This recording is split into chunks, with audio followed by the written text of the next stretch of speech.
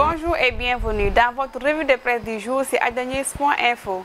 Divers sites à la une des quotidiens parvenus ce matin à Ada News. Sud Quotidien parle de la création par Macky Sall d'une entité consultante par le dialogue État-collectivité locale et affiche les réserves des maires qui estiment que la structure prête à confusion, d'autant qu'il existe déjà des structures adéquates en la matière. Le journal Enquête affiche à sa une son entretien avec Ibrahima Silla, enseignant-chercheur à l'université Gaston Berger de Saint-Louis. Macky est sur la voie d'être sanctionné. Beaucoup de Sénégalais ne se retrouvent plus dans son discours ni dans sa politique. Si ce n'est que des réalisations, Wade ne serait jamais battu, estime l'enseignant. Traitant du congrès des réformateurs de l'ex-parti au pouvoir, le quotidien relève que le Parti démocratique sénégalais Snop Fada. Ce journal donne la parole à Mayoro Faye, du comité directeur du PDS qui affirme « Ça ne nous empêche pas de dormir ». Libération s'intéresse au business avec ses échanges épistolaires entre Serigne Mboup, président de l'Union nationale des chambres de commerce, et Lamine Niang, président de la chambre de commerce de Dakar, et le patronat. Bras de fer au sommet, note le journal dans ses colonnes. De son côté, Direct Info relaie les propos de Cheikh Amar, homme d'affaires sénégalais qui déplore le fait qu'on n'ait jamais mis la Cinéor